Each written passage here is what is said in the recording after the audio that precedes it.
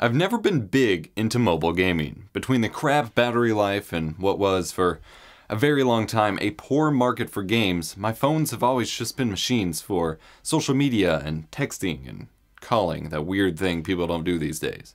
But when I was sent the new Huawei Mate 10 Pro to check out with a 4000 mAh battery, a 2160 by 1080 2x1 OLED display, 6GB of RAM, and USB-C with raw video out, something I've been missing in modern smartphones as the MHL standard died, I had to check out how it handled gaming. This is Gaming on the Huawei Mate 10 Pro. Let's do it. Useful tech education and gaming nostalgia that won't put you to sleep. Get subscribed and turn on notifications so you won't miss the next guide. I'm EposVox, here to make tech easier and more fun, which sometimes includes mobile devices. I don't cover mobile tech on the channel all that often, mainly because it's usually something I'm so far behind the times with, but that doesn't mean I can't be excited about it. One of the brands I've always paid close attention to is Huawei, a Chinese phone manufacturer that usually makes some great high-end phones at reasonable prices. The problem is that those of you who don't live on the internet may have never heard of them.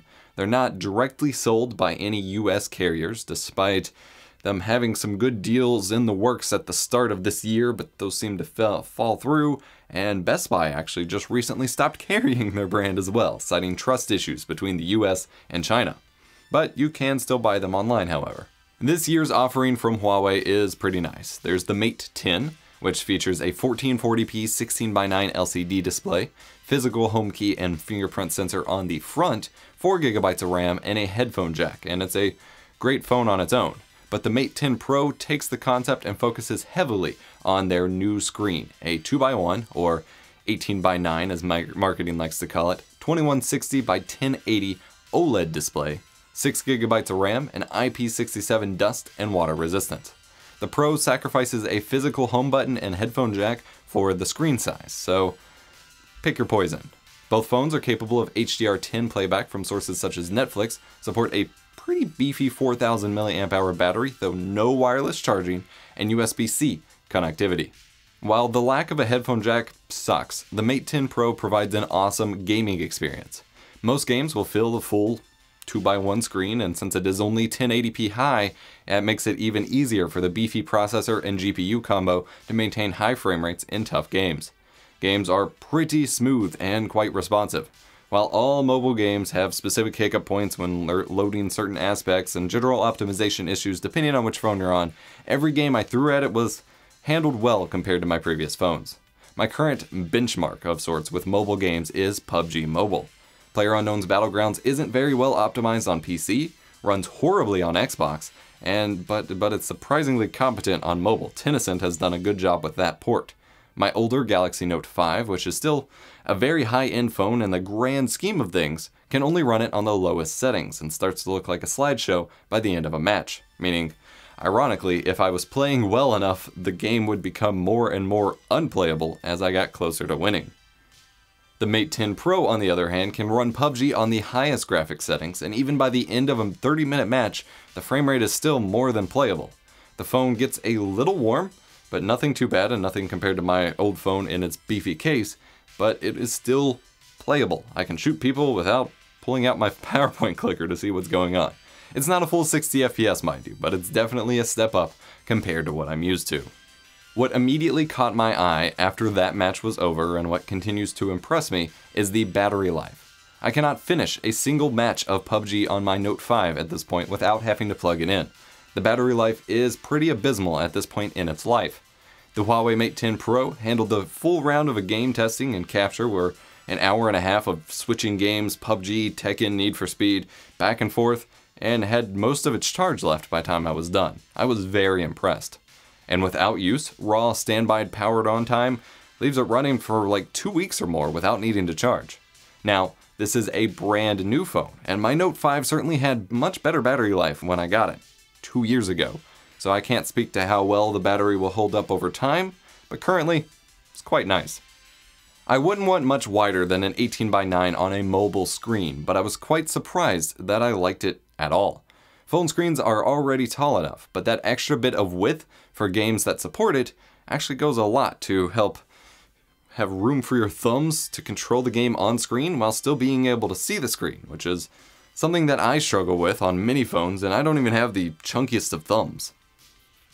The OLED screen is amazing. Blacks are just basically off, colors pop, and it's nice and sharp. I had no issues with ghosting or input lag thus far at least, and I have overall nothing but good things to say about the screen experience, even if I don't have that many things to actually say. It's not a 120Hz screen like on the Razer phone, but I honestly don't see that being a realistic screen to try to force games to play on anyway, so I'm not too worried about it. The big reason I was looking for another phone in the first place and was excited to try this one was the USB-C's video out capability. It supports up to DisplayPort 1.2, which means I can get a basic USB-C to HDMI adapter online and feed it into one of my 4K capture cards, and capture video from it. Huawei aims to compete with Samsung's DeX Station thing by allowing you to experience a full Android desktop setup when the phone is connected to a display with full mouse and keyboard support, all without requiring an actual dock like Samsung's option. This is really neat, but I mostly turn it off so I can get normal screen captures of the phone for my videos. The phone outputs a 2560 by 1440 60Hz signal, which means there are baked-in letterboxing around the 2:1 aspect ratio video. This is a minor annoyance for capture for me, requiring me to crop off the black bars for certain uses, but helps maintain compatibility for some devices. I do hope that 21:9 monitors have an overscan or crop option though.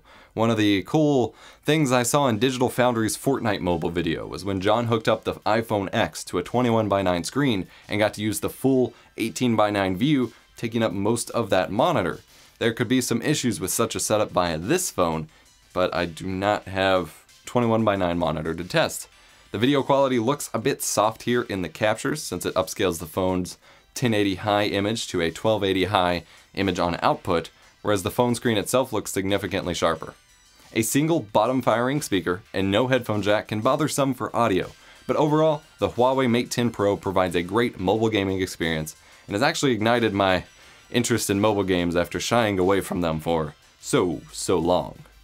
While you can't pick them up from US carriers at the moment, you can still buy Huawei phones online for reasonable prices, and I definitely recommend checking them out when you're shopping for your next smartphone. That's it for me for this video. Hit the like button if you enjoyed, subscribe for more awesome tech content, and I'll see you in the next one. This video is sponsored by viewers like you.